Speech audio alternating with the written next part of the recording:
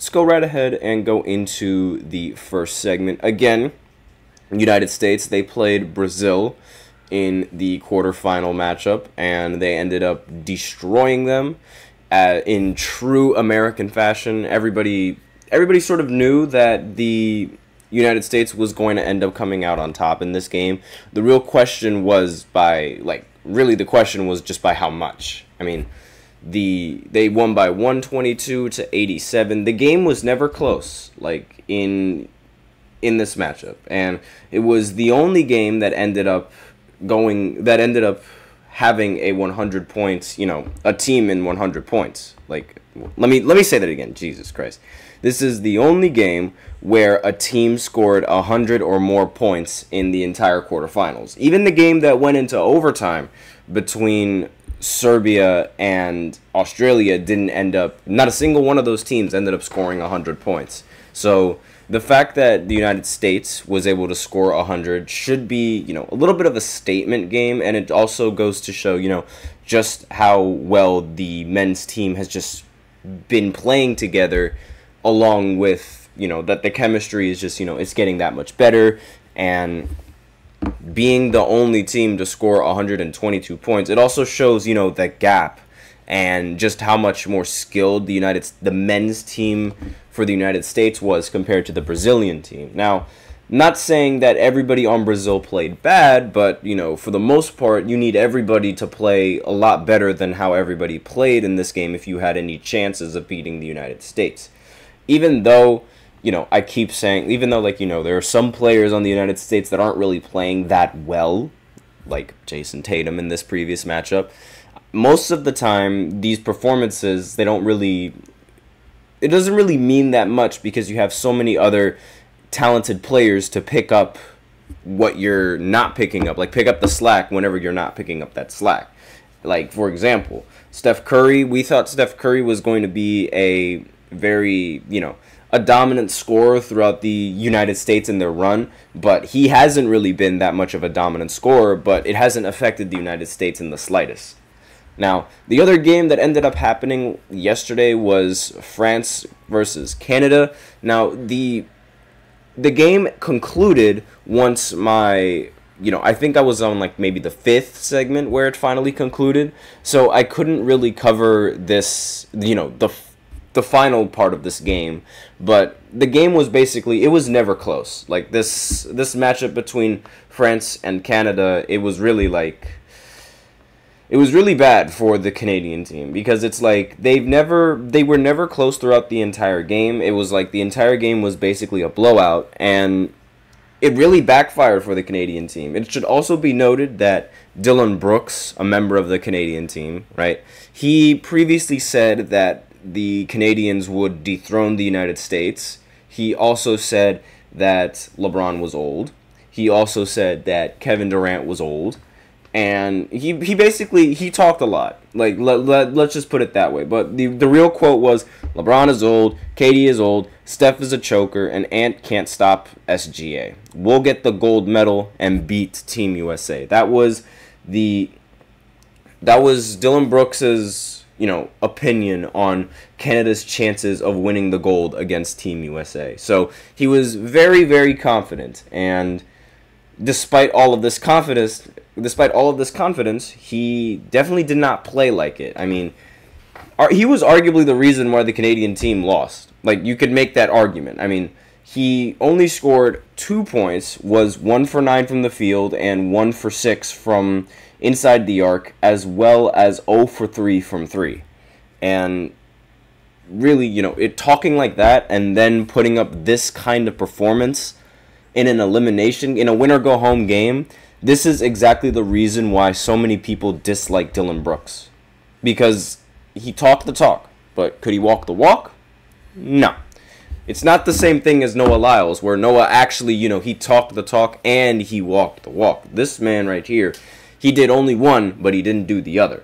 And the only player that really played well against the French, like, towards the conclusion of the game, because now I can actually talk about it, the only player that really played well was Shai Gilgeous-Alexander. The rest of the players on the Canadian team did not play well at all. Jamal Murray in this elimination game had 7 points, was 3 for 13 from the field, and 1 of 4 from 3. I don't understand how every single time he's just a baller against the Lakers, but when he's playing against any other team, especially throughout the majority of these Olympics, he's not the same player. Like, you look at his shooting splits when he plays LA compared to playing against any other team, especially in the postseason, the difference is staggering. Throughout the entirety of the Olympics, Jamal Murray was only averaging 6 points per game on 29% from the field and 14% from 3, which is disgustingly bad for someone with Jamal Murray's stature. Disgustingly bad. But that was really that was the biggest surprise to me when I looked at the box scores for this game, because the game was never close, and I could see why the game was never close, because all of the NBA players and all of the talent that the team was bragging about and that they had just let them down when it mattered most. And for being a flawless team, they haven't lost a single game up until this point. This is very disappointing. And, this exit is just, I'm not going to say it's going to mark the rest of these players, because, a lot of people are going to forget about these results of the Olympics very soon. But this is disappointing. This is extremely disappointing coming in from the Canadian team. So, especially, when you think about it, I mean, that was probably the weakest group in the entire tournament. Canada's group, the weakest group probably in the entire Olympics. Now, on the United States, we actually have 3 players of the game. LeBron James is obviously going to make this list almost every single time. 12 points, 3 rebounds, and 9 assists. Just a fantastic player overall. And Anthony Edwards ended up scoring. Oh wait, why is his face not there? I don't know, why is his face not there? Hold on just one second. I'm gonna see if I can go ahead and fix that real quick, because I don't know why his face isn't there. His face was there before I even started, but that's weird. But regardless, he ended up scoring 17 points and recorded 5 rebounds as well as 2 assists. I'm just going to have to deal with the fact that his face isn't there for now. We'll fix that in the future. But again, I don't know why his face wasn't there. It was there before. And with this performance as well, in this recent game, I don't have Kevin Durant up here, but he did end up playing, he did end up playing some minutes despite the fact that he was, coming off the bench. And in this matchup, Kevin Durant, he actually ended up breaking the United States points record. So now he has the most points in United States basketball history when you count him and the women's basketball, because women's basketball also counts as a United States basketball program. Victor against the Canadians, he didn't really do that well in the scoring department, but he was there for the rebounds and he was there for the steals, and he was being more of a facilitator in this game than anything else, because throughout the entirety of the game he was basically getting double teamed. It wasn't a very good, how should I say? It wasn't a very good shooting performance for him, and they haven't really needed him to, be a monster scorer in these matchups. They just needed him to, just play his role, and they've been able to win rather comfortably.